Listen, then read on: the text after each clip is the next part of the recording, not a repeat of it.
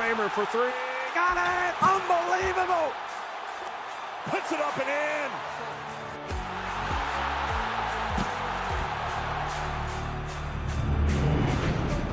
Five teams racing to become champions of the water. This is the future of racing. They are going to collide, surely. These flying. What a race we've got here.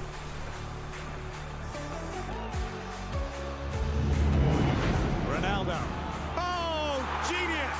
Van Persie with an absolute stunner. Yeah! Oh my word! Rosso per Zidane.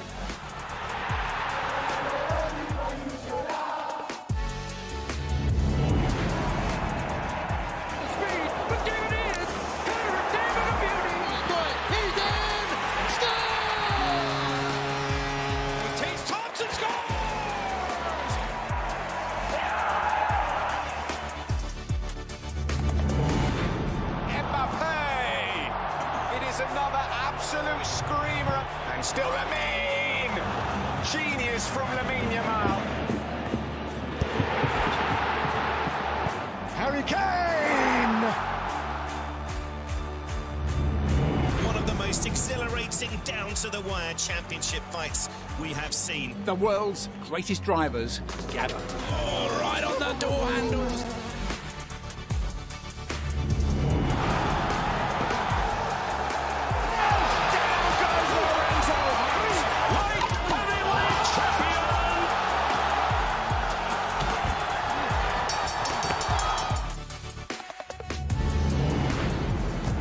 What a spectacle! Let's go, man! Kick on the way! There is nothing like the Super Bowl. Let's make history! This is sensational! The genius of modern boxing!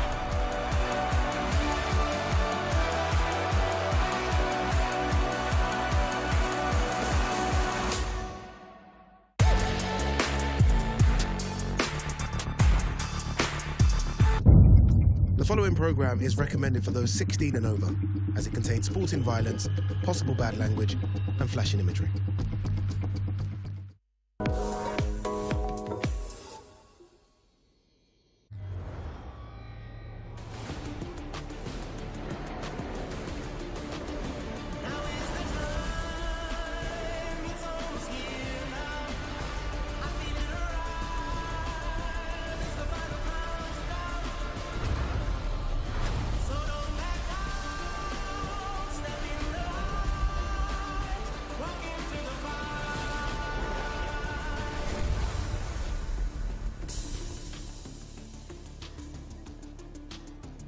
Big time boxing back in Saudi Arabia, and it's good to be back here as well. We're in Jeddah, not the usual Riyadh. We're in Jeddah. AJ fought Alexander Usyk here many moons ago, and it's a big fight for AJ as well. Maybe as big as the Alexander Usyk fight. It's been billed as they come, but AJ takes on the Albanian, the hard-hitting Albanian, Kristian Prenga. And today is press conference day where we hear from AJ and the rest of the card as well.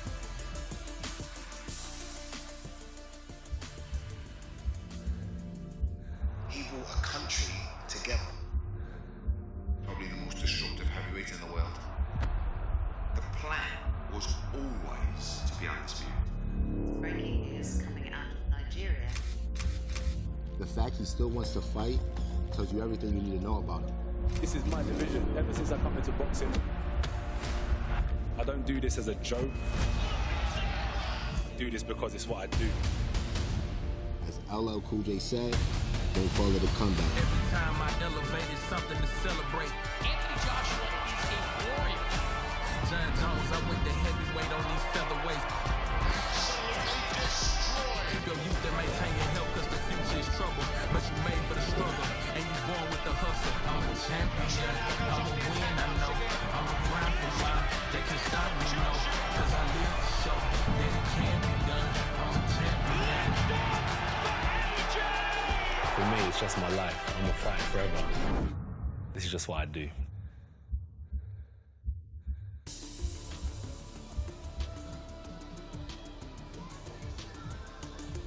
The World Cup is done and dusted. Boxing takes center stage. Again, we're on the shore here in Jeddah, Saudi Arabia, and it's a big one, isn't it? The comeback, AJ versus Kristian Prenga, plus a stellar undercard as well. We're going to hear from most of the fighters on tonight's card as they look ready to throw hands on Saturday night. What a setting that is, by the way, and what a setting this is. Everyone has turned up. It's humid, it's hot. The weather conditions maybe aren't ideal for the fighters, but we are here for this one. Alongside me, former WBC Cruiserweight champ Tony Belly, looking cool considering the conditions. I'm trying. It's this heat is pretty uncomfortable, but listen, we're here, and that's all that matters. Yeah, we are here.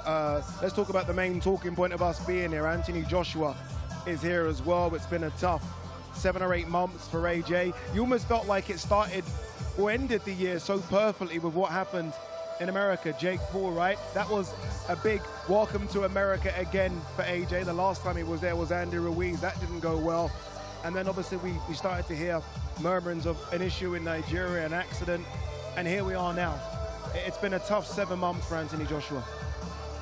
It's unfathomable what he's been through. People cannot understand, and listen, grief is the hardest thing in the world to recover from, and it takes time, and that's what he needs, is time. But ultimately, he's used boxing as, I wouldn't say a deterrent, but he's used it to help him navigate his way through it. Yeah. As I said before, grief is horrendous and a horrific thing to go through. Are you surprised he's back this soon? No. Is it a way just to almost, this is the healing? Get back in the gym, get back in the ring? I think it gives him a purpose at the end, and he's not sitting around dwelling on it. You know, he's able to get in the gym, and I know because I've been through it, and being in the gym was the best time, because you just, it's not on your mind, you're focusing on training, you've got an opponent to focus on, and it's the ideal thing, but it soon hits home when it usually finishes. In the summer, AJ made a big development, left Ben Davison, moved over to Alexander Usyk camp. Did that surprise you? That link up now, everyone's kind of laughed and joked, it's almost a bit Apollo Creed and Rocky Balboa. Listen, I do understand it and I do get it. I think Usyk's the person, is the only person where he can fathom he was at his very best and he still lost. Yeah. And he had nothing that he could do about it. And I think it's like, if you can't beat him, join him. And people are saying to me, you know, that doesn't really sound right. Don't overcomplicate things. That's just the way it is. And Usyk finds another gear when he has to. In every single fight in his career, when he's needed to turn it on, he's done it. And I think Anthony Joshua wants to kind of tap into that potential and kind of tap into them expertise. Physically, AJ, I think, always looks fantastic. We were speaking to Eddie Hearn today, and they said that, or Eddie said, sorry, that even physically he's gone up another level in this camp. Like, he's doing things that maybe he hasn't done before, which is hard to believe, because you almost feel like AJ ticks every single box, but he looks like he's unlearning some bad habits and learning some good ones. Listen, I think aesthetically and athletically, he's the best heavyweight I've seen from our country probably ever. I've never seen an athlete like him. But it just comes to the mental makeup and what he's doing that's in training. Is it the right thing? Just because you look amazing doesn't mean you can perform amazing. That's not the way it goes, especially in boxing. So I think a lot of it is the mental side, it's the tactical preparation. These are the things that he's learning and picking up on. People forget he's achieved so much so quickly in boxing. A record amount of number of bouts to an Olympic gold medal, a record number of bouts to the Unified Heavyweight Championship of the world. He's done everything super quick, and when you do things super quick, you're going to play catch up at some stage. And I still feel like he's learning on the job, but I expect now to be seeing him at his very best, and this should be his peak years coming up. The elephant in the room is Mr. Tyson Fury. He's doing his own thing right now in Thailand. He takes on Marius back. How difficult for AJ to concentrate on what's in front of him, Kristian Prenga, when the carrot being dangled is the fight he's won for a decade? I'll be honest, I think the last thing on on Anthony Joshua's mind is Tyson Fury. Really? Yeah, I just think he's coming in here with the sole focus of Kristian Prenga and the other activities that have unfolded in his life over the last 7 months. But I don't think he's given an absolute smidgen of thought to Tyson Fury. He's not somebody, Adi, who is thinking about the future and ahead. He's answering questions about it. Normally, though, AJ would say, I'm not going to ask questions about it until I get through my next opponent. Yeah, but he has to answering questions about it. He has to answer the questions, because that's what is making this fight so interesting, that he's answering the questions about the future. But when he comes away from here, his focus is on the fight. He's not focused on anything else but Saturday night. Kristian Prenga by many has been labeled as a club fighter, right? That's kind of what he's been doing on the American scene, fighting club fighters. But what he is doing is knocking out all these club fighters. So I guess he's a level above. How dangerous is Kristian Prenga? He can punch. Listen, I think he's a poor man's Ajit Caballero. He goes the body quite well. He moves around reasonably well. He doesn't have one outstanding attribute, but he can dig. And I don't care who you've knocked out. When you've got 20 wins and 20 by knockout, it just suggests you're heavy-handed and you can punch. So no one's going to want to take a right hand off Kristian Prenga. You know, he can punch, like I've said before, and I keep repeating myself. But outside of that, I don't see much. He telegraphs an awful lot of his punches. Although he does move around, he's quite flat-footed. Yeah. He's moving around on heavy legs, but he still does move. I don't see him being super dangerous. What I do see is if he comes out and just lets his hands go and starts flying Anthony Joshua might think, oh, this wasn't in the script. He's got to jump on any kind. He's got to put doubt in Anthony Joshua's mind from the first bell. So he's got to try and take all the belief and confidence away from Anthony Joshua straight away, because if Anthony Joshua gets a snip of any confidence, it's over for Kristian Prenga. You know, I was thinking about this with AJ. Obviously, look, Jake Paul was technically a fight, but ultimately it really wasn't. So the last time we saw AJ in the ring with a real boxer was quite a long time ago, Daniel Dubois. It was. That's a long time. It was, and it'd be insane to let Anthony Joshua go into the ring with Tyson Fury without having off the back of facing Jake Paul. That's not an ideal warm-up opponent in any way, shape or form. So Josh is a perfect, diligent athlete.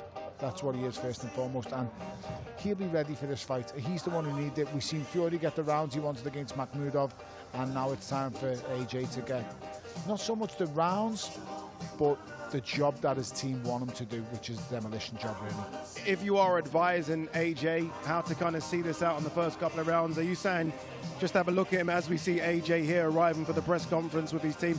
Are you saying just have a look at him or go and do damage immediately? I mean, you don't get paid for overtime in boxing. That's a saying that's been used for many years. But ultimately, Josh has shown his team everything they wanted to see in this camp. He's been in camp for months. This has been basically a 6-month camp.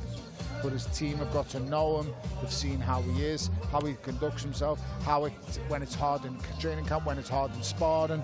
This, for me, is just to show them. I don't think he's actually that bothered. He's just going to turn up and do what they're asking him to do, and they want to see how he's reacting to them, in my opinion. I do wonder with AJ, is there, and final one, we are going to hear from AJ and the team in a second, is there a worst case scenario? And I don't mean him losing. I mean a worst case scenario in terms of a performance. That's possible though, Addy. Don't make no mistake. If this Prenga hits you with a right hand on the chin at 267 pounds, that's how it goes. That's boxing. Heavyweight boxing. It's not just heavyweight boxing. It's boxing in general. You get caught by a clean shot, you're getting hurt. Happens in all the weight divisions, but more so in the heavyweight division. So, listen. The best case scenario for Kristian Prenga, in my opinion, is he goes 12 rounds or 10 rounds, whatever this is scheduled for. The best case scenario for Anthony Joshua, this is brutally over inside 3 rounds, and I think that's the scenario he wants, and he'll get what he wants. He's good enough. Okay, all right, let's do this. Michael Buffer is ready, the best MC in the business, as are the fighters, so let's throw it down to Michael Buffer. Well, ladies and gentlemen, good evening and welcome to the final press conference for the main event of a big night of world-class professional boxing for your entertainment, coming up this Saturday, July 25th. And it's all at the Jeddah Superdome here in Jeddah, Kingdom of Saudi Arabia. It's brought to you by Riyadh Season and Jeddah Season, along with Sella, in association with Mr. Eddie Hearn for Matchroom Boxing and Gold Star Promotions. Now, special thanks, ladies and gentlemen, of course, to the Kingdom of Saudi Arabia and the custodian of the 2 holy mosques, King Salman bin Abdulaziz Al Saud, and His Royal Highness the Crown Prince Mohammed bin Salman. This event is sold out, but people can watch it worldwide live as it happens on DAZN. Just go to DAZN.com. So, ladies and gentlemen, the main event, 12 rounds of boxing. It's the big boys. In the heavyweight division, and two of the biggest punchers in the sport will be taking care of business. At this time, let's meet the fighters. Please welcome his record an outstanding one, 21 professional fights, 20 victories. All 20 victories are by knockout. Ladies and gentlemen, from Jeddah, Albania, please welcome Kristian K.P. Prenga.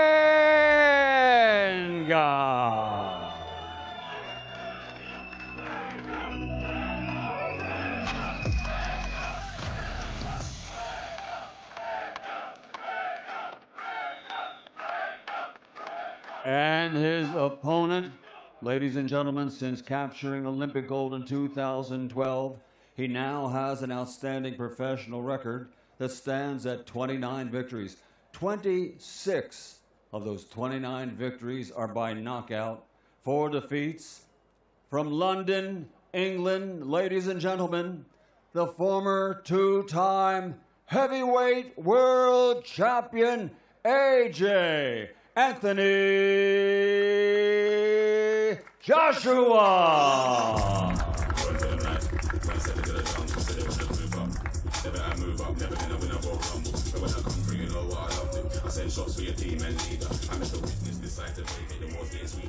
And ladies and gentlemen, at this time, let me turn it over to our host for the evening. He's the SJA award-winning presenter, Mr. Jamie Ward. Okay, good evening, everybody. Thank you very much to the greatest, Mr. Michael Buffer. And good evening, everyone. Welcome to Jeddah and welcome to this evening's final press conference. Of course, an extended welcome to everyone joining us around the world on the live stream, and an extended warm welcome, quite literally, to everyone joining us here in the Kingdom of Saudi Arabia here tonight. Massive night of World Championship boxing coming your way right here on the global home of the sport, DAZN, this weekend, and we kick off here with a main event press conference. Of course, it is the comeback, the highly anticipated ring return for two-time unified world heavyweight champion, the man down here to my right, Mr. Anthony Joshua, a man who has given the sport so much, doing what he loves to do and doing what he does best. And the man in the opposite corner, the big punching Albanian heavyweight, Kristian Prenga, who said all the right things in the build-up, brings the support with him as well, because he knows he can spoil a big party that is planned for later in the year involving Anthony Joshua and a certain other British heavyweight, of course, who is also in action this week, but in doing so, change his life and his family's lives forever. And the one thing we love about heavyweight boxing is DNA. The DNA of heavyweight boxing, unpredictable drama. And no matter how a fight may be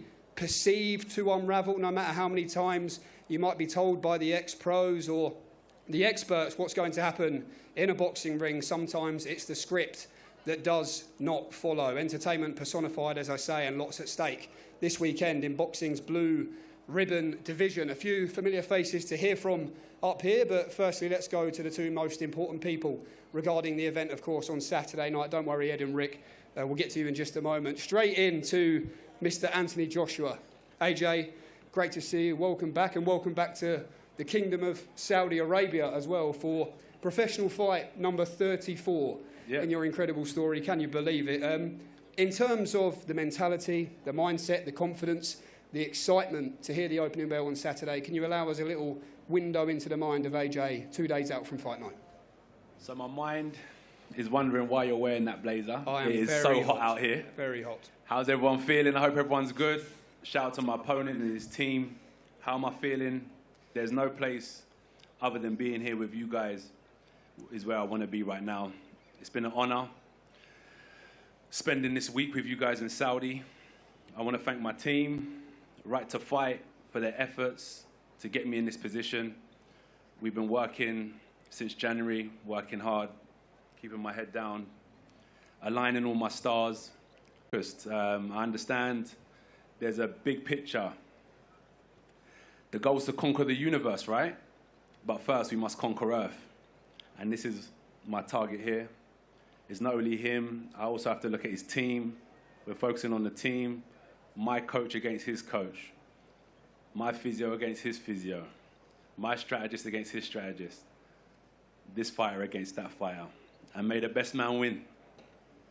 Kristian, welcome. We'll come straight into you on this side as well. Similar question to what I just asked, AJ, but this is it. This is your moment on the big stage to show the world exactly what Kristian Prenga can do. What does this moment mean to you to be fighting Anthony Joshua, and how do you believe you can change your life this weekend? Hello, everybody. First thing I want to say thank you to Turkey. He made this happen for me here. It's a big opportunity. I work all my life for this. I waited all my life for this. And I hope I'm going to show the world on Saturday who I am. Well, much more from both sides of the main event in a little moment. Let's bring in some of those familiar faces I mentioned. Firstly, down there to Mr. Versace himself, Mr. Rick Reno. Rick, another big night in store here in the Kingdom of Saudi Arabia. It's become the home of big-time boxing over the last couple of years. But this fight in particular, as AJ just referenced there, it's a huge fight in the heavyweight landscape. What excites and intrigues you most? Well, I'm intrigued by the fight coming up in 2 days because, you know, Prenga is an unknown commodity, but when you have an unknown commodity, it makes for a dangerous fight, especially when the guy's a puncher. That's one thing we know about Prenga more than anything. He could punch, and in the heavyweight division, as everyone knows, a fight could end at any moment with one punch. But, you know, AJ is dubbed by some as the landlord. He thinks there's a lot of squatters right now in the heavyweight division. He feels it's time to start collecting the rent again, and he's going to be looking to collect the rent this Saturday night. We'll see if Prenga's going to pay the rent or whether he's going to say, I'm buying out my lease. And Eddie Hearn as well. What a story it's been between yourself and Anthony Joshua, back by each other's side once again on the big stage. No matter where you are in the world, no matter who he's fighting or what's at stake, for you personally, what always makes these occasions special? Well, you can see the turnout, the expectation, the anticipation of an Anthony Joshua fight always remains the same. The consistency remains the same from him and the team. The mindset remains the same, and the challenge is a big one on Saturday. We know that, you know, and we chose Kristian Prenga for a reason, because he's a real challenge. You know, he's got a country behind him. He's got an opportunity to change his life, but he gets to swim with the big boys on Saturday night, and we get to find out if he needs armbands or not. And if he doesn't, then it's going to be a real fight. If he does need them, it's going to be over very quickly.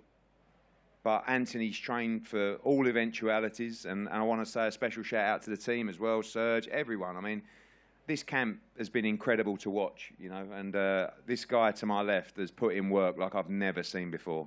And listen, you know the story, but to even be back in the ring in July of 2026, given everything that's happened, is phenomenal. And to see him in this kind of shape, in this kind of mindset, you know, I've never seen him like this before, but we still got to do the business. It's one thing having a great camp. It's one thing being focused, having a great mindset. Now it's about performance, and I know that's everything to Anthony Joshua, and I know he wants to perform to his very best on Saturday night, and that's what everybody expects. So thank you again to Saudi Arabia, this time in Jeddah. You know, this is AJ's 5th fight in Saudi Arabia. We've been coming here for 7 years since the Andy Ruiz fight. And as you know, other than a little outing at the end of 2025, Anthony Joshua has never taken an easy fight. And he hasn't got one Saturday. He's continuously fought the very best. He's continuously lit up the heavyweight division. And on Saturday night, he'll show the world again. There's many, many more chapters to write. And we look forward to a great night and another huge moment for Saudi Arabia. AJ, the sporting boxing world is aware of the path that's been laid out in front of you, from Kristian Prenga to Tyson Fury to the World Championship.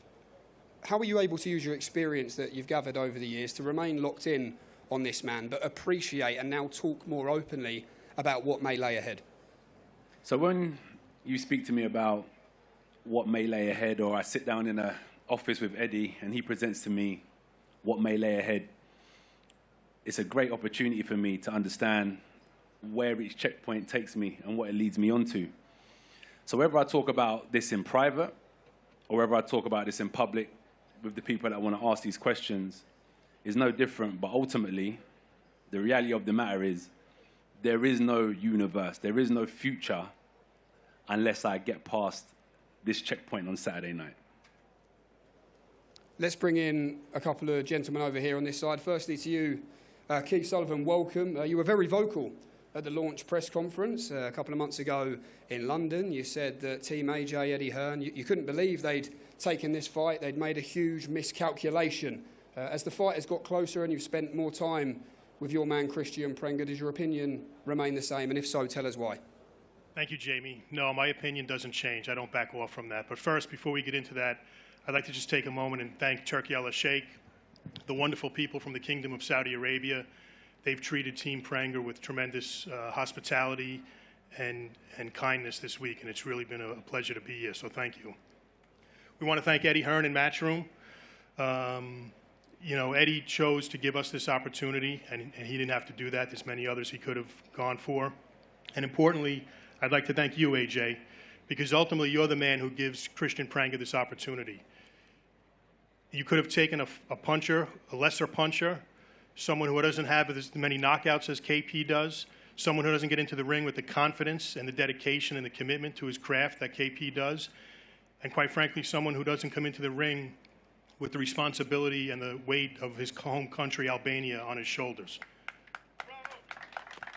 So thank you, KP. AJ, you also did something else. You gave the fans a great fight because this is a come-to-life, real live, Rocky moment.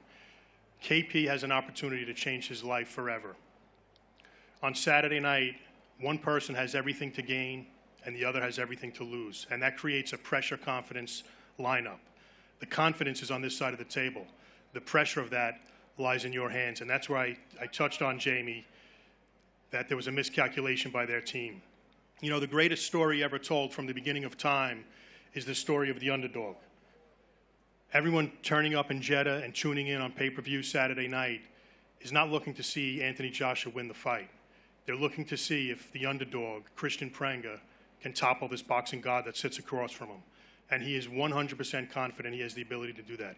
Every fighter has their vulnerabilities, and we've studied Anthony Joshua's. From the day I called KP to say I was in negotiations with this fight, he said, "My brother, I'll take the fight." He didn't ask where. He didn't ask how much. He didn't ask how many rounds. We're going 12. That wasn't our request. He stood up and said, "I'll take that fight." Keith. So, Keith, let me just finish, Jamie. Keith, you just to confirm, I love you, but you definitely asked how much. KP didn't ask how much. That's what I said. No, to clarify, KP didn't ask how much. Oh, Eddie knows I definitely asked how much, and we had that conversation extensively. So you're telling us we overpaid? Shit. Absolutely not. Damn. But, you know, every upset starts in boxing with he can't do it. He's not strong enough. He's not powerful enough. He doesn't have the footwork. He doesn't have the experience. We're going to find out Saturday night if the boxing history books have room for one more chapter of another upset with Kristian Prenga over Anthony Joshua. So I just have one last question. Are there any Albanians in the house tonight? AJ, good luck. We respect you, and may the best man win. Thank you very much. Thank you very, very much. Kristian, what have you seen? Keith just talked about you've studied AJ, you've seen the strengths, you've seen the weaknesses. What have you seen in Anthony Joshua which gives you the confidence that you can beat him and shock the world on Saturday night?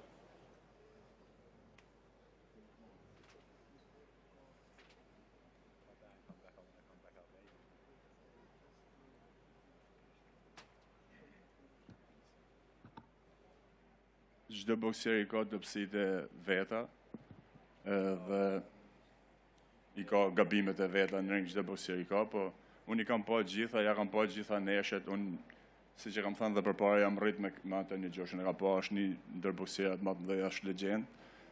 Ja kam pa gjitha dobësitë, kam ja tregu gjitha të shtunën.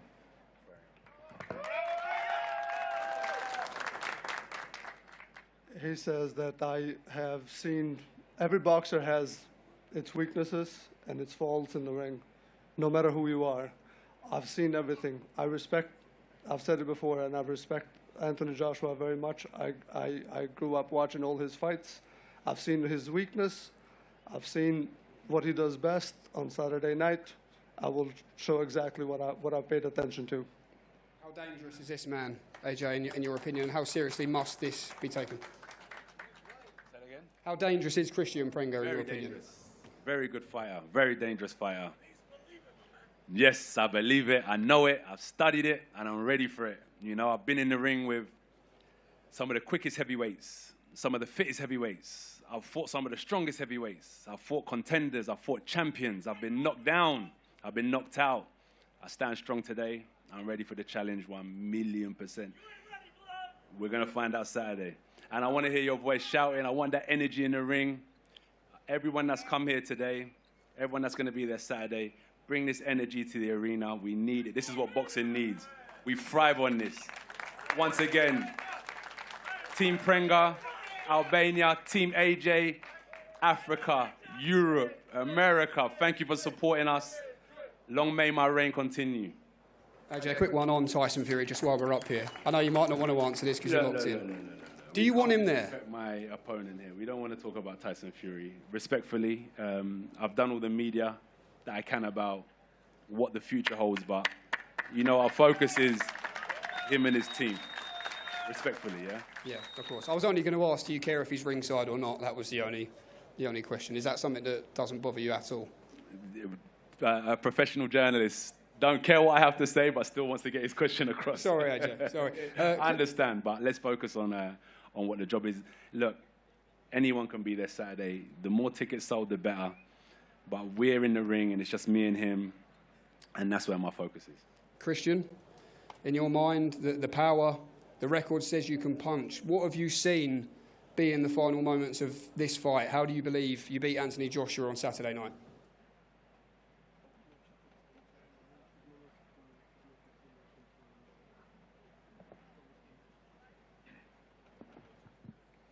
I'm just going to say short, knockout.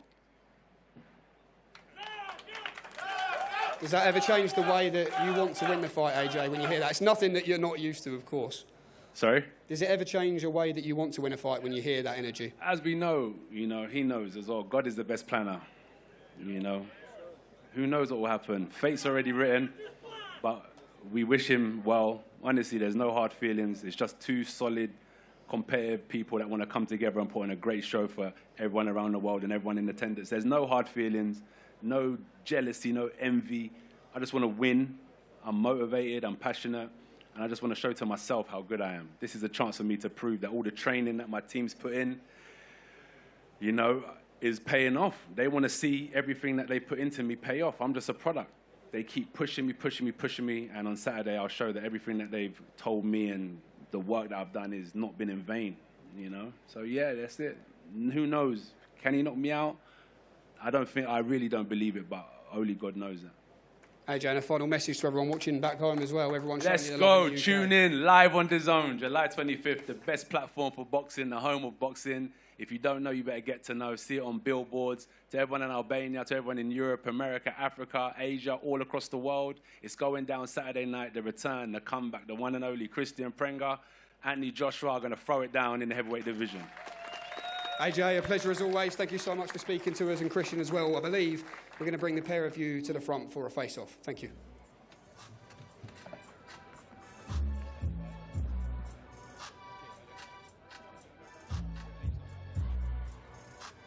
He's not going to put that jacket on. There you go. All said and done. By the way, Kristian Prenga's manager, Keith O'Sullivan, speaks really, really well. He almost convinced me as well that Kristian Prenga is going to do a job on Saturday. He's looked a lot better than many expected. Here we go, a face-off. We saw it in London. We were there for that one. We see it again now, Tony. It's a big boy. It's a big one. But we're soon going to find out at the level he's really at. And as I said before, I can't find footage of the defeat, but he's tasted defeats at a far lesser level than this. So expect him. I just think he's going to get the fight of his life when he feels the first jab off AJ. The speed of AJ, the fluidity when he's on point and on game, which he's telling us all he is. Kristian Prenga's in for the shock of his life. Yeah, I think a big mistake was made, and it was made by Jake Paul when he asked AJ, I think, to come in and weigh around 245 pounds. I think AJ looks frightening at this kind of weight. I think he's still got the strength, he carries that. Physically, he's very imposing. The speed's also there as well now, so he's ticking every box. Listen, these guys, I think Josh is still trying to figure out what's his best weight. Yeah. And with the Disney kid doing what he done to him, putting the demands and stipulations on him that he did, it allowed him to go in the ring and feel absolutely fantastic and was lightning sharp and fast. But as for Anthony Joshua now, listen, this is another level. And I'm taking the pick when I talk about Jake Paul. I give him all the credit in the world because ultimately the guy got in the ring with 10 ounce gloves on the fourth, an Olympic gold medalist and a 2-time unified heavyweight champion in the world. AJ is going to join us in the studio. We are going to hear from the former unified heavyweight champion in a few minutes. I would normally be selling the fight for you, but I think AJ did such a fantastic job on stage there. It is live on DAZN. It is Saturday. Go to DAZN.com/boxing. You don't want to miss the return of AJ, plus a really good undercard which features Kevin Ajarko versus Josh Kelly and Hamza Shiraz, making the first defense of his WBO super middleweight crown. And then in the early hours for us in Australia is the return of Errol Spence, who takes on Tim Tszyu. A storm is headed down under. Tim Tszyu is in a destructive mood today. It's been years in the making. Big dogs versus underdogs. I can't wait to get in there. USA versus Australia. A storm is coming. Spence versus Tszyu. Live July 25th. Yeah, it's a big weekend of boxing on DAZN. Once we're finishing Jeddah, our attention does turn to Sydney, Australia, as Errol Spence Jr. and Tim Tszyu get it on down under. You can buy that one at DAZN.com/boxing or save some money and sign up to DAZN Ultimate. Turning back to a matchup in Jeddah, when Saturday's main event was announced, I sat down with Anthony Joshua to discuss his ambitions as he steps back into the squared circle.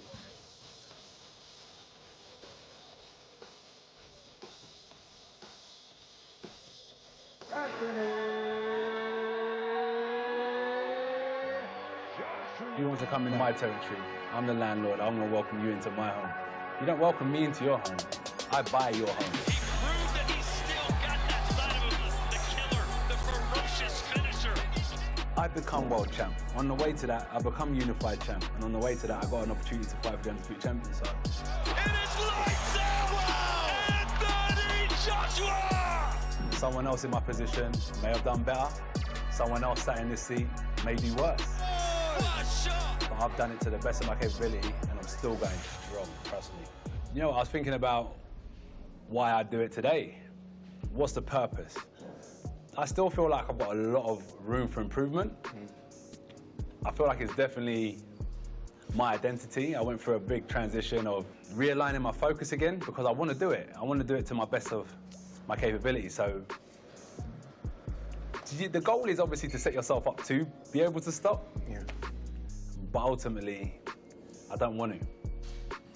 I still feel really good. There's still dreams and targets that you're going for that you haven't got yet? Yeah, so I believe that the undisputed target is the one. Because I think in my mind, what's beneath that? Unification. What's beneath that? World champion. So let's set the bar where I know I can go. And it's a big bar. It's a big bar, but I believe that it's one that can be achieved. And on the way to that, I become world champ. On the way to that, I become unified champ. And on the way to that, I got an opportunity to fight for the undisputed champion. So it's a great journey. It's a great progression that I can see happening all in front of me. But the first step, obviously, is getting back on a gravy train, July 25th.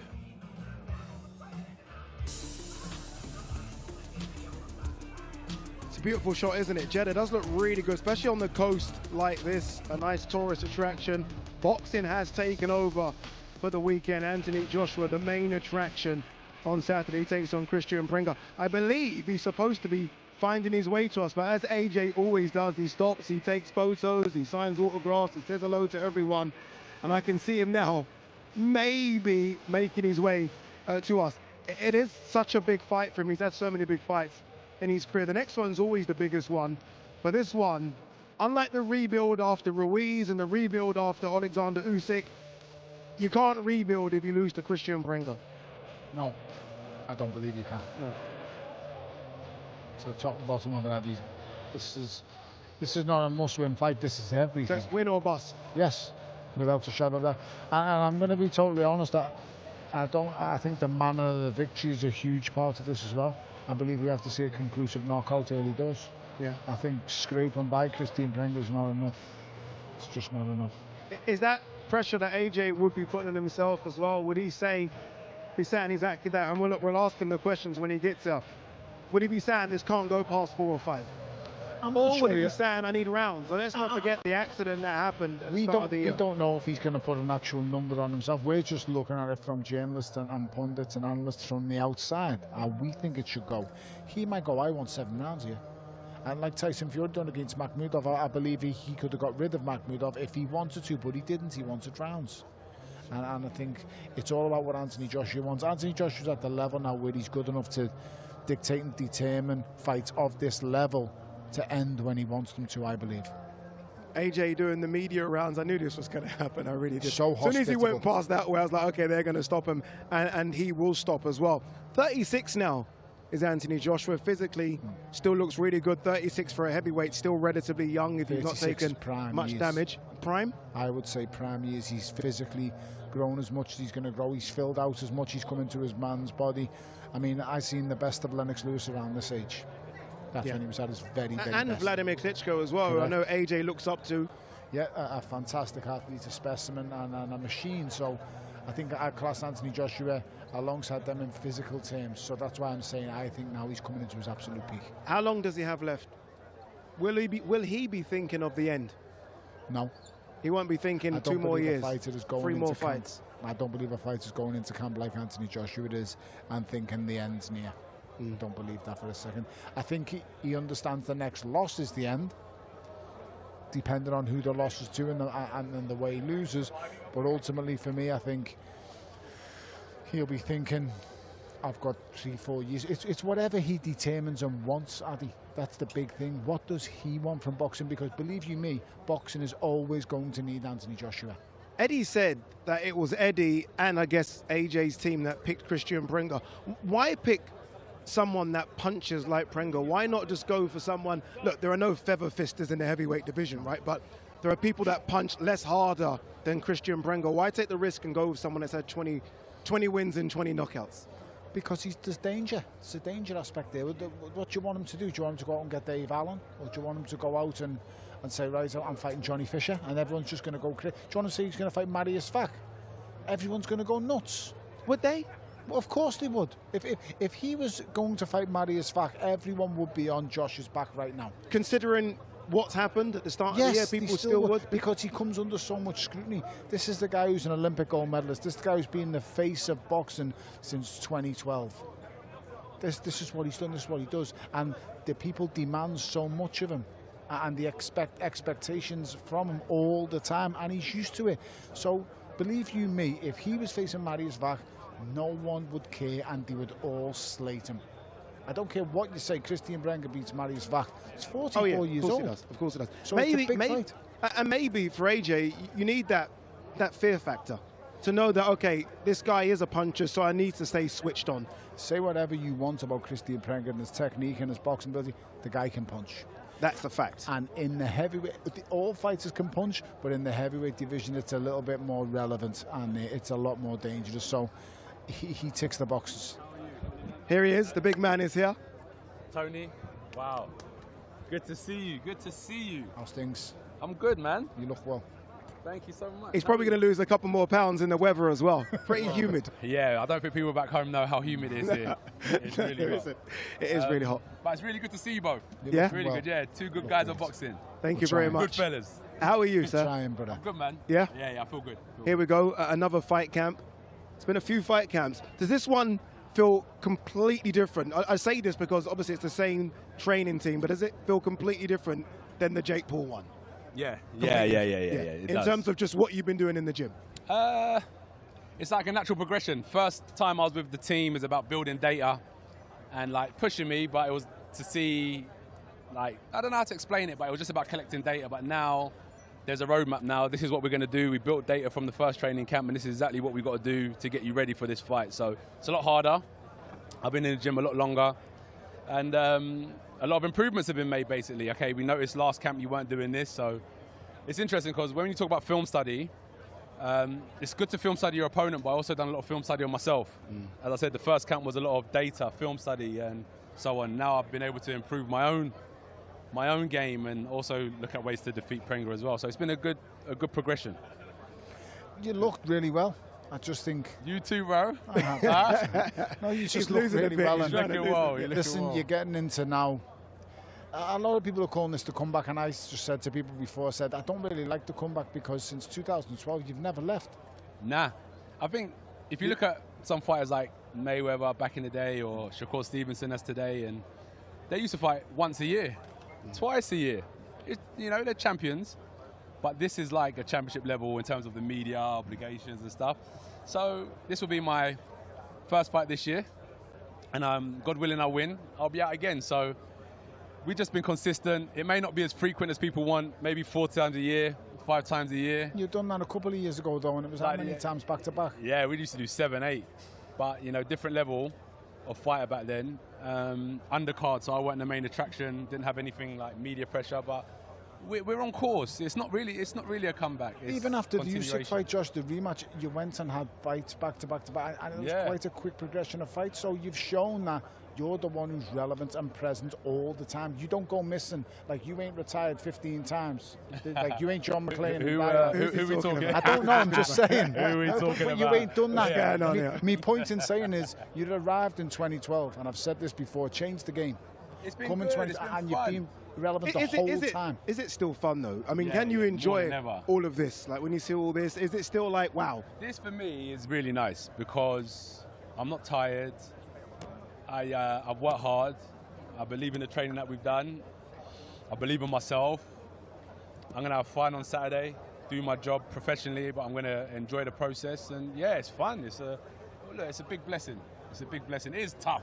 It's really hard, but I'm looking at the positives of this mission that I'm on. What do you see when you look at him? That's a good question. But on the back of that question, sorry, remember that one. I asked Tony before you came up. I said, why pick a guy that has 20 wins and 20 knockouts? Like, why pick a puncher?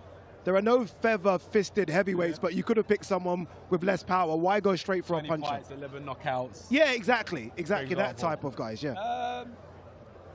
Because knockout punches are interesting. They bring that uncertainty. People have seen me knocked out. People have seen me down, have to get up. I've felt that pressure in a fight before where all of a sudden you're not worried about his corner shouting. I've been on the floor and my full focus is now on my opponent. It's a whirlwind of emotions in there. I've been in fights where I've dropped him and he's dropped me. This is the type of fight I need. It's a good fight for me. It's a good fight for the fans back home. It's the uncertainty of an Anthony Joshua show that makes it exciting. So let's add to that mix and bring in a puncher, someone who does deliver 20 times that he's been out in the ring. You'd always get up, Josh. That's the difference. I always try. I didn't beat the count once. No, listen, you always but get I got up. back up. You always get up. I didn't get carried out on the old stretcher. Always get up and walk out. It's a tough game. It's a tough game. Many are great fighters have experienced what I've experienced, and but the good thing is it just makes me stronger. I build a firmer arm around myself, and the main thing is I'm still here. Some people lose that confidence. They lose that passion. They lose that desire because they realize this ain't for me. But I've thought to myself, you know what? If I change this, maybe I can get better, and I'm still here. What do you see when you look at him? Do you know what? There's mutual respect, but in that ring, he's going to come try to take my head off. Yeah, but when you're looking at him, what do I see? Yeah. I don't want to say. I'll tell you off camera. Yeah, tell us off camera. Tell us off camera what you see. But you are ready for Saturday, another AJ fight in Saudi Arabia as well. Oh, bless him. Thank you for Quite being a few here. fights here. No. Yeah, thank you for being here. Yeah, that's okay. They paid me to come, but I was going to come anyway. Wait, quick 10%? So listen, I say this before and people don't like me say, change boxing. Change boxing. And I was here before he jumped in it, and now I'm here. I'm a fan of you, bro. I'm watching you, but it's come a long way. It was different. It was different. Before you come, these stadium fights, these places were unimaginable. unimaginable. Watching Tony, as you said when he first started, I was just hoping that he don't come up to heavyweight. He's just making his way up the rankings all these years. People just don't give the credit where it's due. Nah, it's come a long way, boxing. Frustrates It's me, come a Josh. long way. It has come a long, long way. And what it is we do need TVs, broadcasters battling who wants to host this sports event. We need sponsors, and it grows the sport. It definitely does. I've seen an increase. It takes a lot of hard work, but it's not only me playing a part. It's people like you researching, making boxing pretty, making it sexy, making it enjoyable to listen to. I listen to all of your podcasts, all of your interviews, and it's amazing to see how many people are actually talking about boxing now. And honestly, it's amazing. Fitness classes and stuff like that. It's amazing. And that's down to you. Anyway, I feel bad because the guys on stage are sweating as well. Oh, they're ready? They're ready to go. Oh, mate, Thomas they is ready. are Thomas, over to you for the undercard, sir.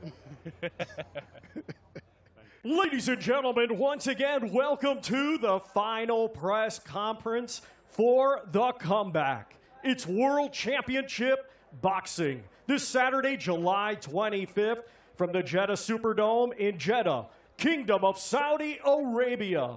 It is being brought to you by Riyadh Season, Jeddah Season, and Sella, in association with Eddie Hearn for Matchroom Boxing and Gold Star Promotions, with a very special thank you to the Kingdom of Saudi Arabia and the custodian of the two holy mosques, King Salman bin Abdulaziz Al Saud, and His Royal Highness, the Crown Prince, Mohammed bin Salman. Well, a few reminders, ladies and gentlemen. This great event is sold out, but you can watch it live worldwide on DAZN. Buy now at DAZN.com. Let's now welcome our press conference participants already seated. First, from Lima, Peru, Cesar Maravilla Diaz. From Haryana, India, let's welcome Nishant the Devastator Deb. A native of Poland, now fighting out of Taunton, Somerset, England, Pavel, the Polish King August.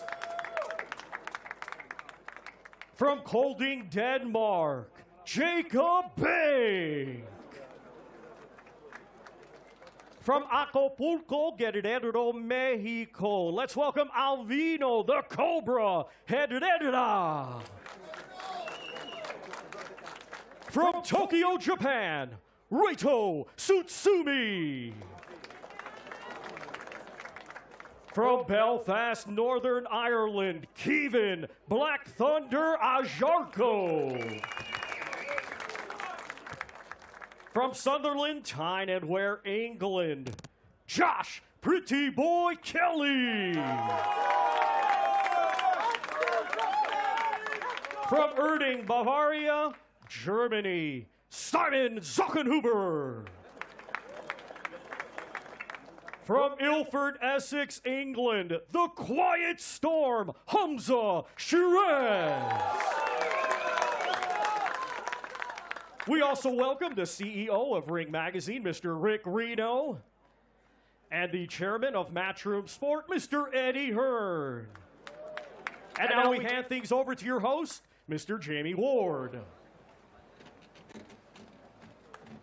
Thank you very much, Thomas Schreiber, and a thank you to all of you as well for your patience in the heat, and a thank you to all the fighters up here as well. We just had the main event press conference, lots at stake in the heavyweight division and lots at stake for all the fighters competing on the undercard. 13 fights in total to look forward to on DAZN this weekend from the Jeddah Superdome. Different stories, different moments in different careers for all the fighters up here. Some stepping up in level of opposition and in rounds scheduled. Some looking to change their lives and legacies forever by becoming world champion. And for two world champions up here, two newly crowned world champions, down here to my right in Josh Kelly and Hamza Shiraz, looking to come through this in their first defences respectively, I should say, and push on to unifications later on in the year and indeed beyond. Before we hear from all the fighters up here, a quick word from the CEO of Ring Magazine, Mr.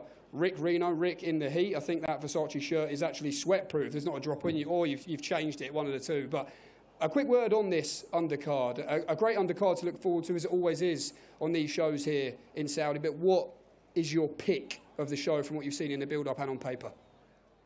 Well, I mean, the undercard is a mix of everything. We got contenders, up-and-coming prospects who are looking to become superstars, and we got 2 world title fights.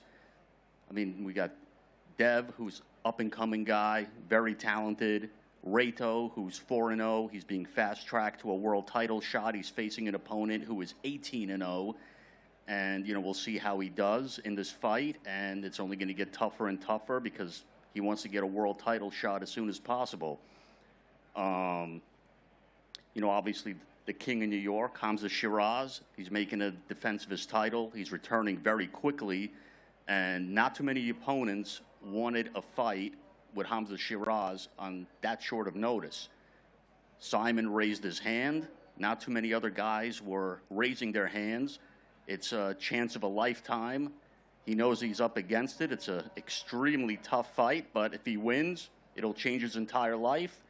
But I know Hamza's looking to conquer the cities one at a time. He's looking now to become the king of Jeddah. And, of course, Josh Kelly's making his first defense of his title. You know, tough fight, undefeated challenger, confident. And I have people telling me that it might be the fight of the night. And you can't forget about Jacob Bank, who's looking to impress and is very close to becoming the mandatory challenger to Hamza. And let's see what happens. And Eddie Hearn for you as well. A big night in the careers of some guys you represent, of course, for Josh Kelly and Nishant Dev, and of course AJ in the main event. But out of what Rick was just saying there, what's your pick and what makes this card must-see on Saturday night?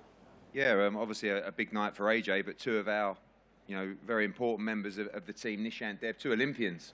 Actually, Nishant Dev, who's, you know, been flawless so far in his career. I think India is a sleeping giant of the boxing world, sporting world, really. And I think Nishant Dev is the man that could actually change the sport forever in that country. There'll be a huge audience tuning in to watch him fight on Saturday. And, of course, Josh Kelly, who I think, you know, probably hasn't got the credit he deserves for one of the greatest victories from a British fighter in beating Murtsalayev. That victory was very unique in the respect of no one wanted to fight Murtsalayev at all. And Adam Booth and Josh Kelly came on to me and they said, we want to fight him. I thought they were mad. But what he did was produce an unbelievable performance to put him up there as not just one of the top British fighters, but one of the top pound-for-pound fighters in the world. And now he sits in a division with so many big fights, so many opportunities. Boots Ennis, our guy, looking to try and unify the division. That's a huge fight between the two. Fundora, Virgil Ortiz. But this is a tough fight. We know Kevin Ajarko very well, 18 fights, undefeated. This is an absolute opportunity of a lifetime for him, and it won't be easy. But I've always felt that Josh Kelly, with confidence, is a pound-for-pound quality fighter. And I think the victory over Murtsalayev is going to really give him that belief to go on. And when he's on, when he's switched on, when he's in the flow, he's a phenomenal fighter to watch. And you'll see that on Saturday night. And as Rick said, you know, Reito, Suzumi, a lot of fighters with other promoters. Hamza here, who we love, you know, a fantastic fighter, fantastic representative of British boxing. Good to see him so active. You know, we got a couple of 168-pounders waiting for him as well, and he's a brilliant fighter. And it's a brilliant undercard, Jamie. You know, Anthony Joshua fights don't really need undercards. Here you've got 2 world championship fights from 2 great British fighters and a whole load of talent as well. So a fantastic night live on DAZN. Absolutely, Eddie. Let's hear from the fighters then competing on Saturday night on this, the pay-per-view portion of the card on Saturday night. And opening that segment of the card will be India Olympian Nishant Dev, who continues his professional journey, this fight number 7 for the 25-year-old in his second scheduled 8-rounder against 10-2, Cesar Diaz of Peru. Cesar, let me bring you in first. Down the end there, I believe you have your translator, hopefully in the front. Great stuff. Cesar, you're up against one of Matchroom's best unbeaten prospects. Have they made a mistake, and how determined are you to make this opportunity count on Saturday? Cogiste la pelea con uno de los prospectos más duros de Matchroom. ¿Tú piensas que ellos cometieron un error en haber aceptado esa pelea contigo? Buenas noches con todos. Antes de todo, agradecido con Dios por haberme traído hasta acá. y poder aprovechar esta oportunidad. Nada, yo creo que realmente se equivocaron. He venido concentrado, llevo haciendo un campamento de varios meses con mi equipo en Puerto Rico. Soy de Lima, Perú. Tengo rato que no veo a mi familia y estoy mentalizado en hacer un buen trabajo el día sábado. They made a mistake. I took this fight with wanting to beat this guy. I've been in Puerto Rico since April, far away from my family, doing a solid camp in order to chop his head off, and we're ready to go on Saturday night. Okay, interesting start. Nishant, let's bring you in straight away down there. Look, you've been flying the flag all around the world, not just as an amateur, of course, for your country of India, but now as a professional as well across the United States, to Ghana as well in Africa, and now here in Saudi Arabia. What does it mean to you each time you're on this platform to fly the flag for India on the global stage? First of all, I would like to thank Hearn, Matchroom, my Riyadh season, each one of them, Turki Ali Sheikh, His Excellency, that he took my name in Riyadh season, and every fighter have a dream to be fight in a big stage like this, and undercard of a massive great boxers like Joshua, and it's been a very active period of me from since last year, and I'm ready to put a great performance on Saturday night. I'm ready to show the world that I'm the best.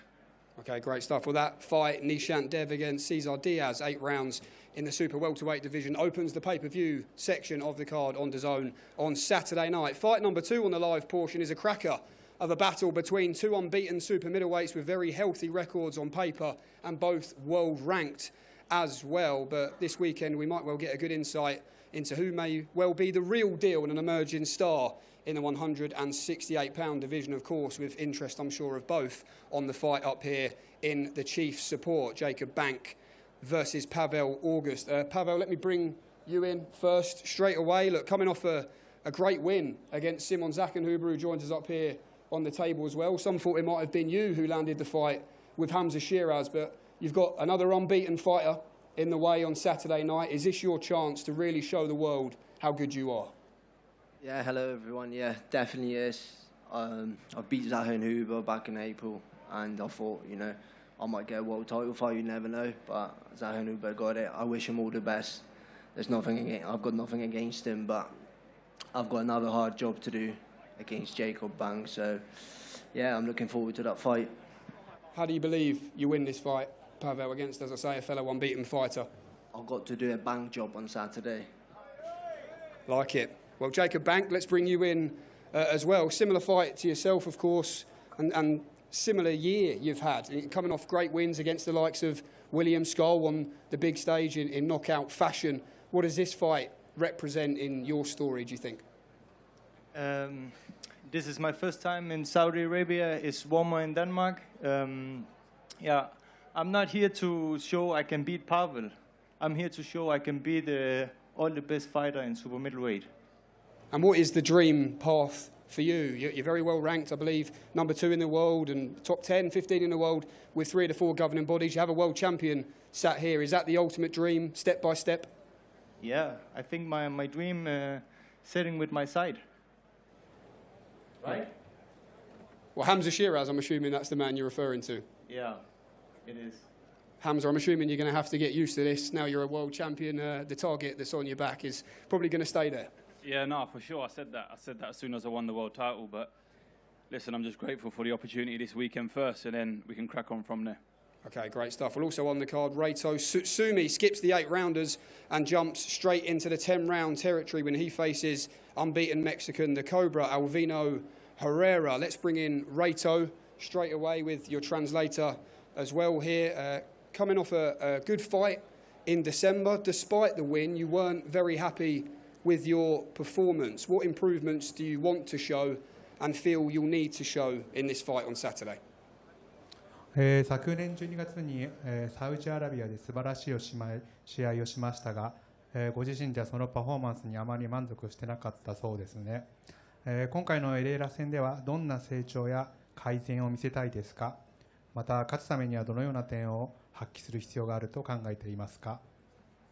前回の試合から、技術やテクニックを特に磨いてきたので、その磨いてきたものを明日ぶつけて倒して勝ちたいなというふうに思います。Since my last fight, I've improved my skills and sharpened my technique. I'm looking forward to showing those improvements in the ring and getting the win against Herrera. Yeah, we look forward to seeing you back in the ring as well, Reito, one of the best young prospects in boxing right now. Alvino, welcome. A similar question. A big opportunity for you on Saturday night. You've been on a great knockout run to beat a young prospect and thrust yourself into great opportunities. How do you see yourself beating Reito Sutsumi on Saturday night? Vas muy bien, tienes una oportunidad muy grande. ¿Cómo es que le piensas ganar a Reito Sutsumi este sábado?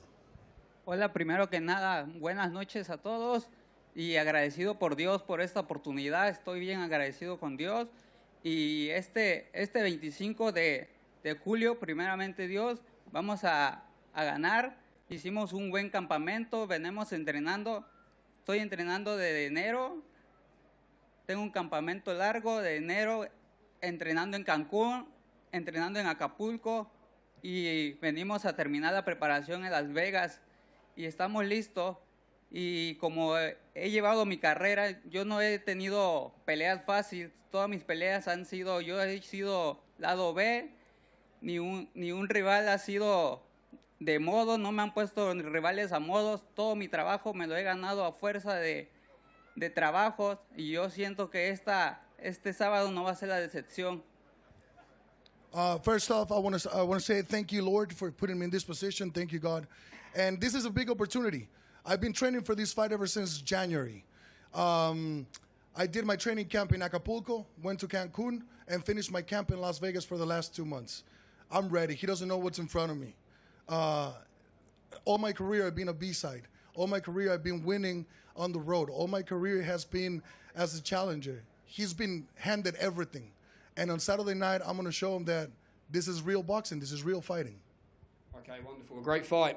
That is 10 rounds. Sutsumi versus Herrera will lead us in nicely to the first of 2 World Championship fights on, as Eddie Hearn said, a stacked undercard to look forward to here in Jeddah on Saturday night. And I love this matchup between these 2 next fighters we are going to hear from. It's been building and bubbling up nicely in the fight week and in the build-up as well. Newly crowned IBF World Super Welterweight Champion PBK Josh Kelly, who produced a career-best performance to dethrone the then seen as the boogeyman, the danger man at 154 in Bakram Murtazaliev to take the belt back home in fantastic fashion. A masterclass performance that night for him, but in front of him, an unbeaten fighter, a hungry fighter who has everything to gain here on Saturday night, has had a fair bit of frustration, has had to do things the hard way, but he's earned his opportunity to be here and believes in knockout style he'll take the world title back home to Belfast on Saturday night. Eddie, a quick word just again for you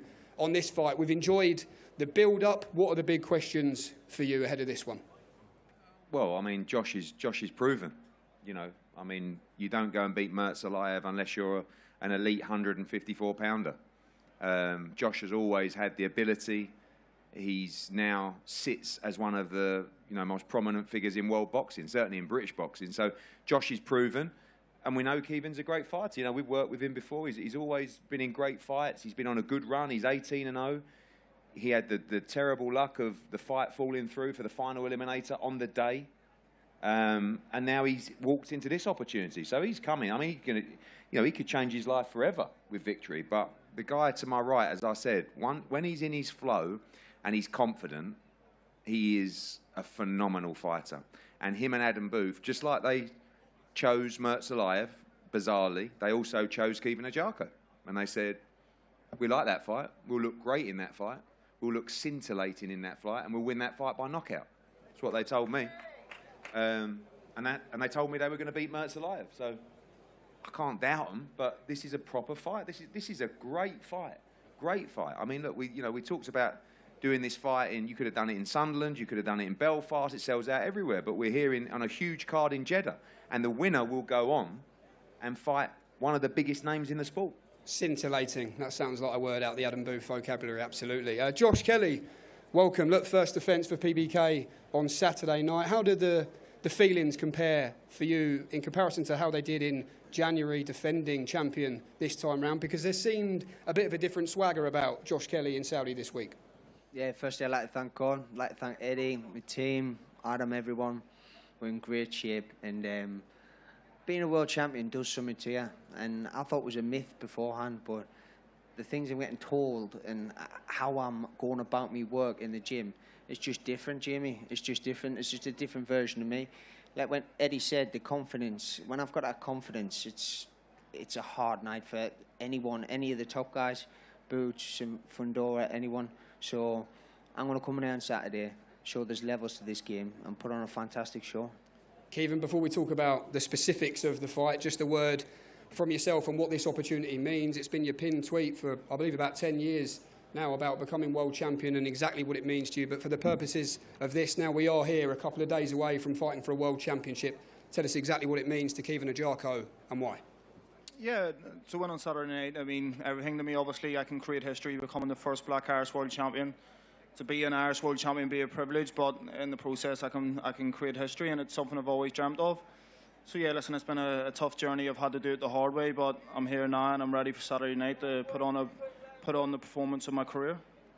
Josh, you've spoken throughout the build-up and as well this week about there being a specific moment when you will just see the confidence fade away from Kevin Ajako. You haven't specified when that will be or what will cause it, but why is it that you feel that way? It'll be early on. It will be early on.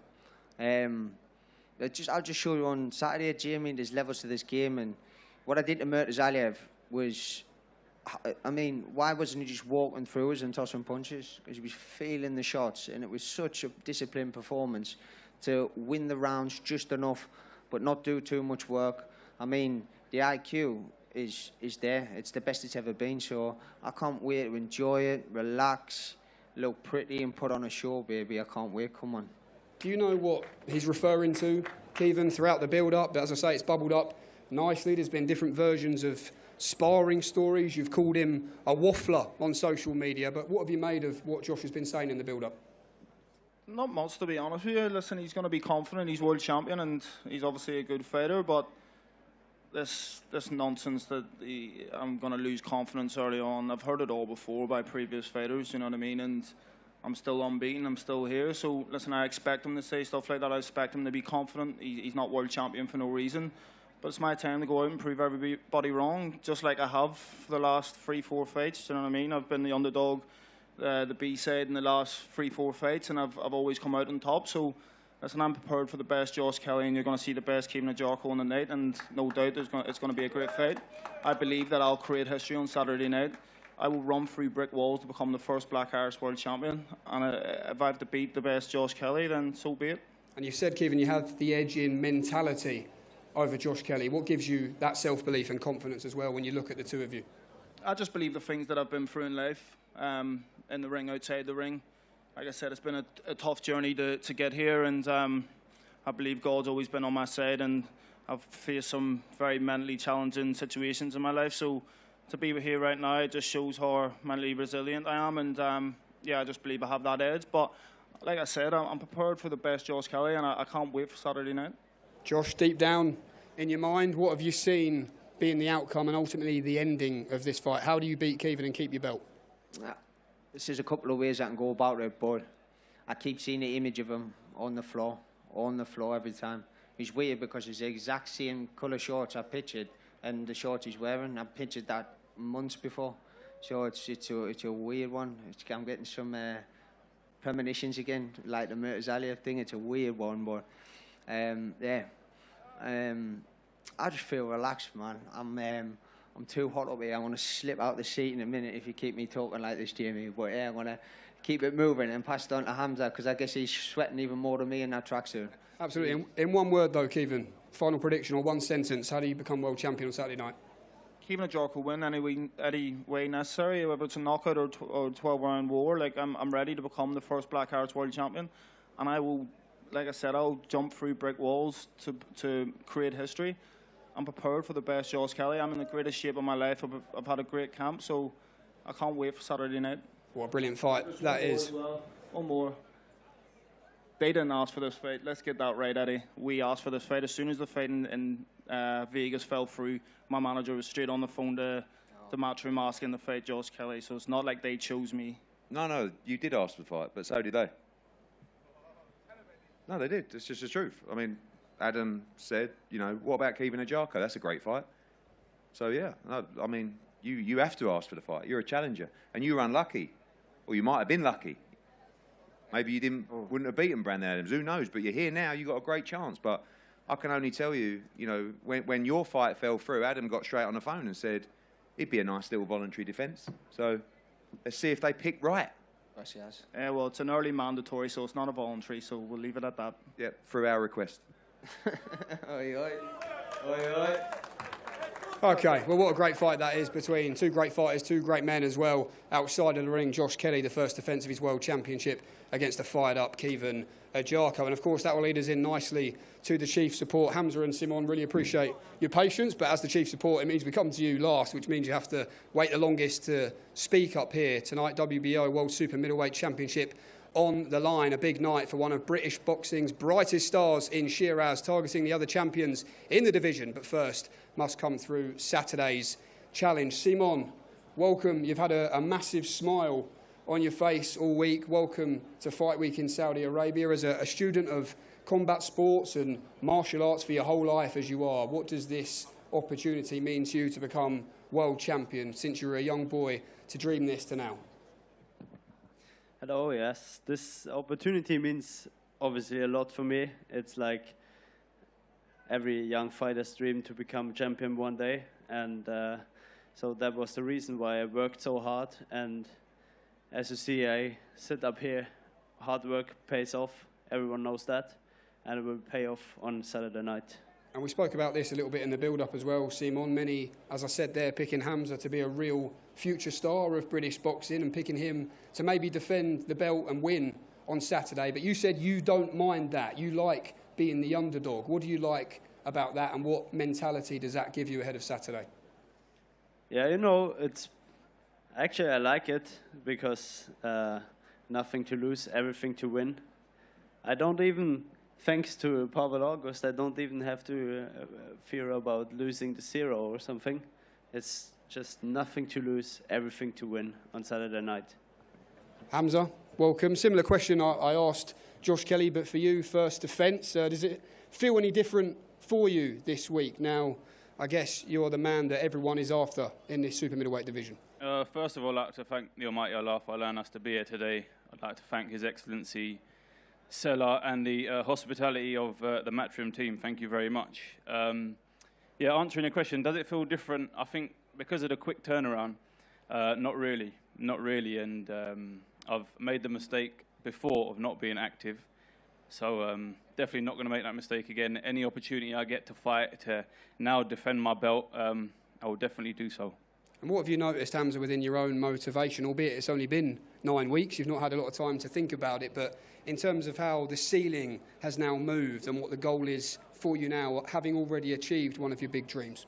Yeah, listen, that comes down to having a good team around you, doesn't it? I've got the main man, Andy Lee, who I've learned a lot off. I'm still learning a lot off in the ring, out the ring. And yeah, just everyone around, man. Listen, they keep me grounded. They keep me striving for more. They help me turn up to these events, remain a professional, and just continue to give my 100%, because really and truly that's all we can really do. Simon, quick prediction from you before we wrap up. If you land your best shot on Hamza Shiraz on Saturday night, what do you believe happens in the ring? When you land your best shot, I think every fighter up here can relate. When you land your best shot, he gets knocked out. And Hamza, for you, as I said in the intro, they're targeting the big names, the Canelos, the Mbilis, the Mungirs of the world, but full focus on Simon. 9 weeks ago, you said you deal with Alan Begic, and you dealt with the fight in the way that you were supposed to. How do you believe this fight compares on Saturday? In a similar fashion. Listen, if it's a hard fight, easy fight, long fight, short fight, don't matter, as long as I get the win. Great stuff, Hamza. Look forward to that one. Your chief support on Saturday night. So much at stake on the undercard, and of course, so much at stake in the main event across that heavyweight boxing's blue ribbon division. What a landscape it is. We are going to bring the fighters together now to the front for a face-off. Thank you very much.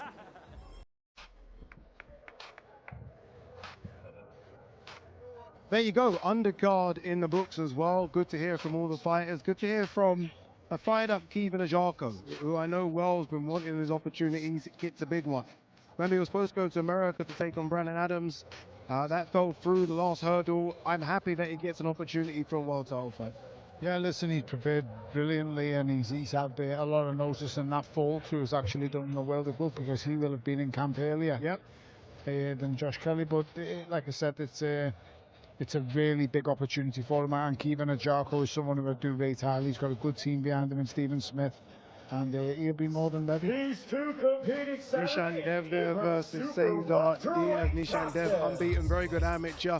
Obviously that's a market that Eddie's trying to open, the Indian market, the Asian market. The numbers from that market could be incredible. A lot of hope and hype around that young man. Yeah, the most populated nation in the world. So, you know, we just need 10% to tune in. That's what we're after.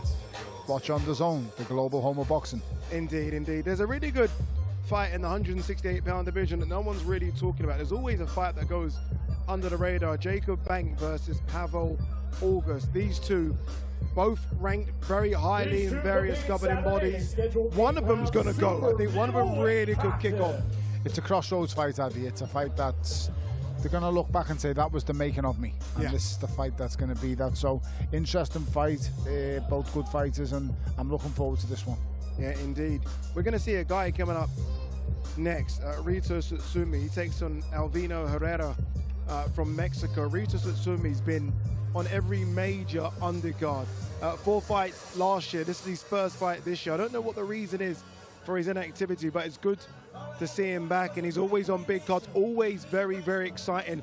And he wants to be fast-tracked, so they've got him in with a guy with a good record that comes to fight. And that's what you need at that stage of your career, guys who are coming to fight. You don't want to face guys who are not going to come to fight. The worst type you could face is journeyman on the back foot. This guy's coming to fight, so he's got his work cut out. Josh Kelly proudly waiting to the left of me with his IBF title. He's seen us, he's given us a little point. Kevin Ajarko on the opposite side. What an intriguing matchup this is. Two very, very good boxers, both of them. Yes, both massively skilled. Both can box in various ways on the front foot and on the back foot. Both have underrated power. Yeah. Josh Kelly was spot on when he said Mirza just couldn't walk through him for a reason. And very true. It is very true. And with no one seen that coming, let's be brutally and totally honest, we all thought he'd lose. I thought he'd give a great account of himself, but he got the job done. Against the Ajarko here, you've got a guy whose dreams are right there. He can touch them, Addy. His lifelong dream and goal is right there. It's within touching distance, and I think that will draw the very best out of Kevin Ajarko, and he will be going out on a shield in this fight. Yeah, let's not forget, this is Ajarko that's beaten Ishmael Davis, very strong, big 154-pounder beat. Troy Williamson, who's now doing gone on things to at win a European title. Exactly. At 2-weight, 3-weight divisions above. So Kevin Ajarko's shown he does belong here. He just hasn't had the matches, or you know, it just hasn't felt for him. By the time he's been very unlucky, injuries and things that haven't gone his way, but now he's here, he's got his moment, and you can see with these having a conversation here that both of them are loving themselves. They both of them really fancy the chances, and this is a good fight. Yeah, and look at the stage as well. They're here, they're in Jeddah, Saudi Arabia. It's a big fight, the main event. I think so as well. I think both of these guys, and you heard what Kevin said, he's trying to become the first black Irish world champion. That's the carrot that's dangled in front of his face. This is mental warfare. Why do we not have a mic there? No, this is mental warfare. This is each other trying to get in each other's match, because both of these guys are commenting on each other's bravery and who thinks they can take the most and who's gonna look for the back door. That's what these will be talking about here. Who is going to look for the back door when it gets tough? Because Josh Kelly has now got to a place where he's a world champion. He's fulfilled his dreams. It's not about getting there, it's about how much you want to keep hold of it. Josh Kelly will be favourite, obviously, as the world champion. How close are we talking? 60-40? I do rate him. I do rate Josh Kelly highly, but I do rate Kevin Ajarko massively as well. I'm a fan of both. I edge towards Josh Kelly purely because he's shown us what he can do when his back's against the wall. And speaking to Adam Booth and a psychology coach, he's massive now on, I've gone to another level. He's got to show it now, but he's got a very good coach in Adam Booth, and Kevin Ajarko's got a very good coach in Stephen Smith. A little push and a shove there. There won't be any pushing and shoving in this one. Hamza Shiraz takes on Simon Zakenhuber. Hamza Shiraz, first defense of his WBO super middleweight crown that he won against Alan Begic on the undercard of Usyk versus Rico Verhoeven. Hamza wants all the smoke, but what he does want more importantly is activity. If he doesn't get the big names, he'll fight anyone. An active fighter is a happy fighter. I think the most important thing here now for Hamza Shiraz is don't switch off. Do not switch off and the world is his oyster. I think Hamza Shiraz is potentially pound for pound the best fighter in the country. He's probably the most avoided super middleweight in the world. He's somebody who's got it all at the end. Under the tutelage now of Andy Lee, he's only going from strength to strength. I rate Andy Lee massively and the important role he's playing in Hamza Shiraz's career. There you go, 2 world title fights. AJ, obviously the main event, some really good, intriguing undercard fights as well. We didn't get to see the prelim guys today. We are going to see them at the weigh-in, but let's remind you of what's coming your way on Saturday, starting with those prelim fights as well. Sultan Al Muhammad takes on Efren Basudic. A lot of these guys now really making their names on Riyadh season cards. Omar Hickel, we know his dad actually fought Alexander Usyk in the amateurs. He takes on Brian Castellano. Mohamed Maburak takes on Brian Zapata.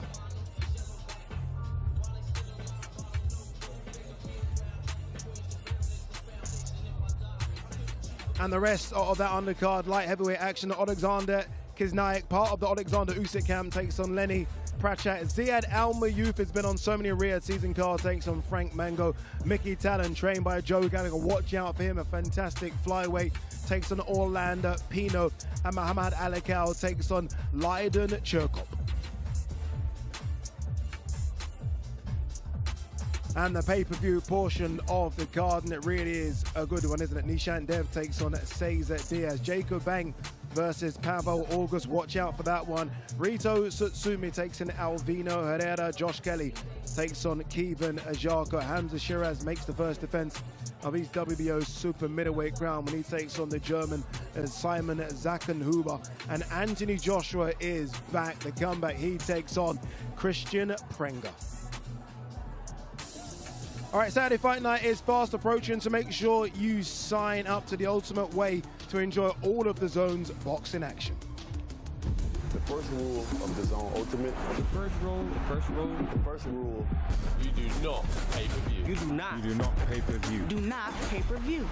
The Ultimate Fight Night is here. Second rule, DAZN Ultimate is. Second rule, you don't pay-per-view. Because Ultimate gives you a minimum of 12 pay-per-view fights a year. At no extra cost. You do not pay-per-view. Join us ringside and welcome to DAZN Ultimate. Fight, so many great fights in the calendar. There's even a better way to enjoy all the action. Just sign up to DAZN Ultimate to combine our pay-per-view and regular subscription events for one great price. It's undisputed value for every single fight fan. So many great fights, by the way. That Itama Hrgovic one, I can't wait for that. That was a good undercard, wasn't it? Undercard hard action. Great to hear all the fighters. Obviously, we're very excited, as you can probably tell, about Josh Kelly versus Kevin Ajarko. Great to see Hamza back as well. Listen, it's an action-packed card and we're all looking forward to it, but let's not forget, even though there's going to be some fantastic fights on the night, we're all here to see the man. We want to see Anthony Joshua back in a boxing ring, doing what he does best, and that's knocking people out. Now that we not only have seen him, we've now spoken to him. Obviously, AJ was with us in studio. When you try and gauge him where he is, where do you think he is? Physically, I think he looks in fantastic shape, phenomenal. Always does. You know, he's just a diligent professional, he's a perfect athlete. We're never going to know where he is. Yeah. No one knows. That's the beauty of boxing, that's the beauty of psychology. Nobody knows that. I don't know what's going on in your life. You don't know what's going on in mine. Everybody's going through something in life. But believe you me, when that bell goes, it all comes out then. Yeah, it certainly will, and not long for that to happen. Obviously, Fight Night on Saturday. Make sure you go to DAZN.com/boxing so you don't miss a thing. And we're going to make it official. It's going to be in the books tomorrow with the weigh-in, 7 p.m. UK time, 9 p.m. local time. Make sure you join us for the weigh-ins tomorrow. Me and Tony are going to find some food and some AC. We'll see you guys tomorrow. Anthony Joshua is on the road to destiny. But first, there is danger. Prenga, 20 wins, 20 knockouts. And AJ knows, one moment, one mistake, one punch will change history. AJ is back. But there is danger before destiny. Joshua versus Prenga, July 25th, live exclusively on DAZN Saturday Fight Night.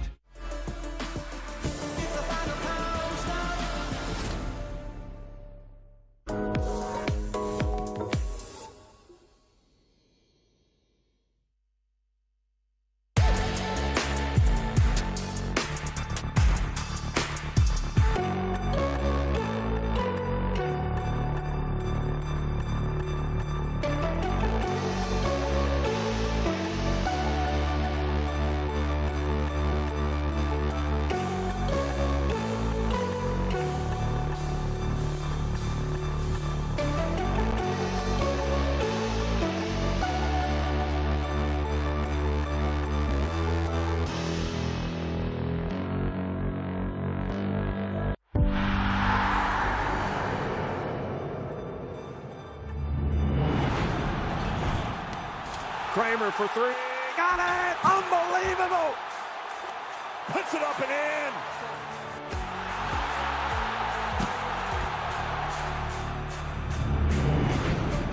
Five teams racing to become champions of the water. This is the future of racing. They are going to collide, surely.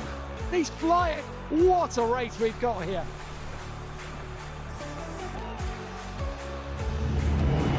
Ronaldo. Oh, genius! Van Persie with an absolute stunner. Yeah! Oh, my word! Rosso per Zidane.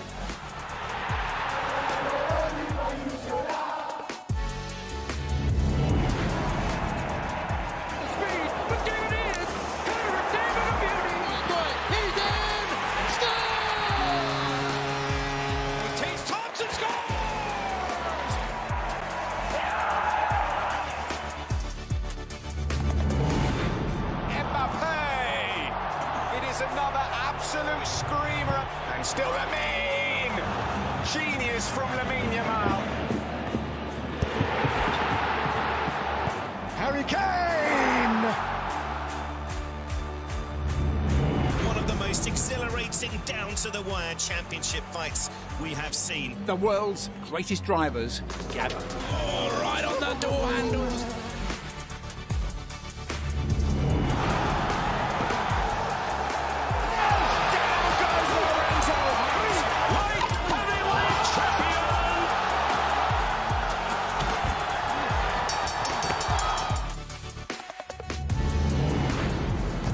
What a spectacle! Kick on the way! There is nothing like the Super Bowl. Let's make history! This is sensational! The genius of modern boxing!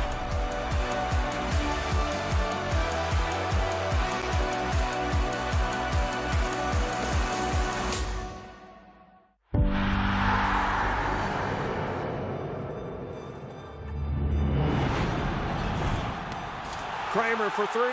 Got it! Unbelievable! Puts it up and in.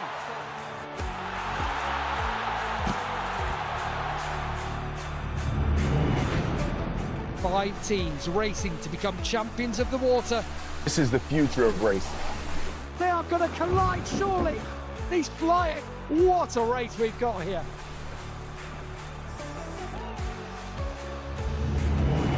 Ronaldo. Oh, genius! Van Persie with an absolute stunner. Yeah! Oh, my word! Rosso per Zidane.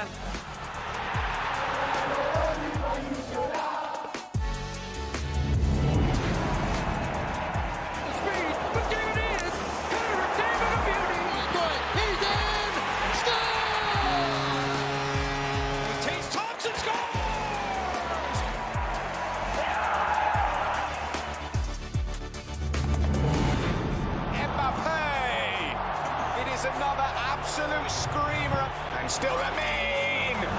Genius from Lamine Yamal. Harry Kane! One of the most exhilarating down-to-the-wire championship fights we have seen. The world's greatest drivers gather. Oh, right on the door handles.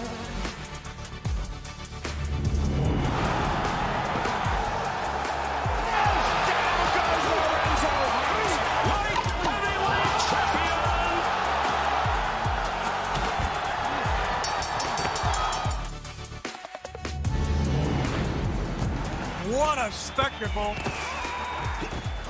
Let's go, man! Kick on the way! There is nothing like the Super Bowl. Let's make history! This is sensational! The genius of modern boxing!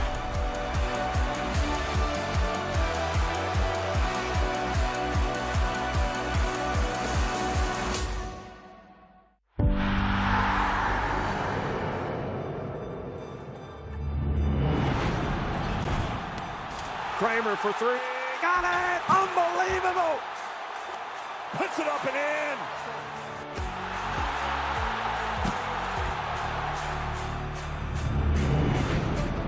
Five teams racing to become champions of the water.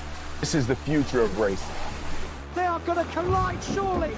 These flying! What a race we've got here!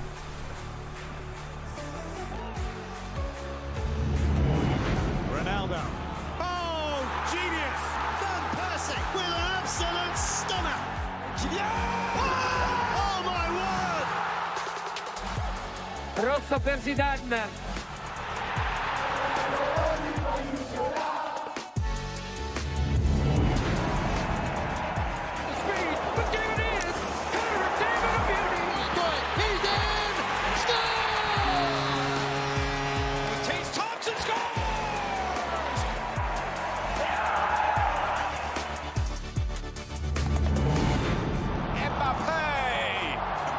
Another absolute screamer.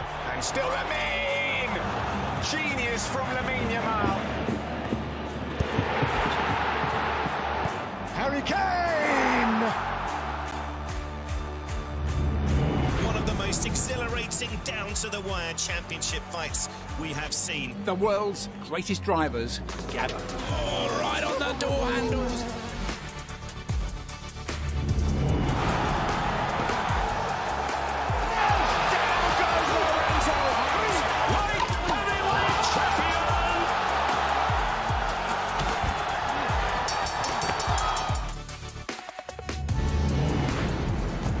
What a spectacle! Let's go, man! Kick on the way! There is nothing like the Super Bowl. Let's make history! This is sensational! The genius of modern boxing!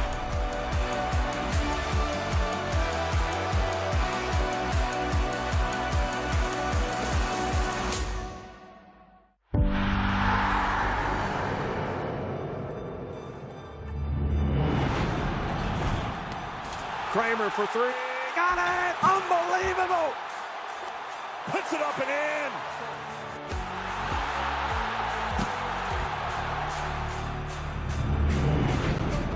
Five teams racing to become champions of the water.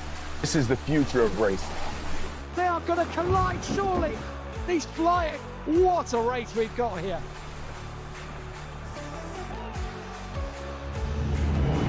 Ronaldo. Oh, genius! Van Persie with an absolute stunner! Yeah! Oh, my word! Rosso per Zidane.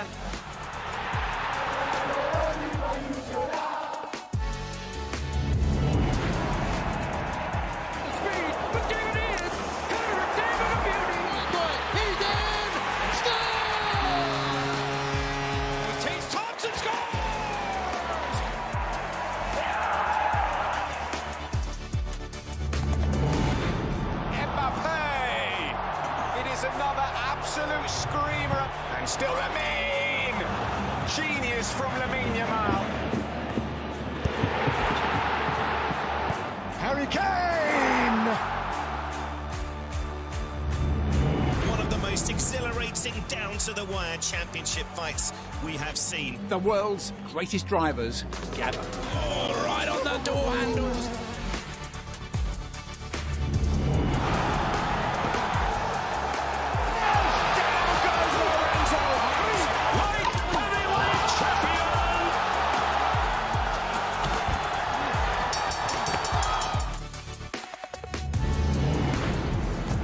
What a spectacle! Kick on the way. There is nothing like the Super Bowl.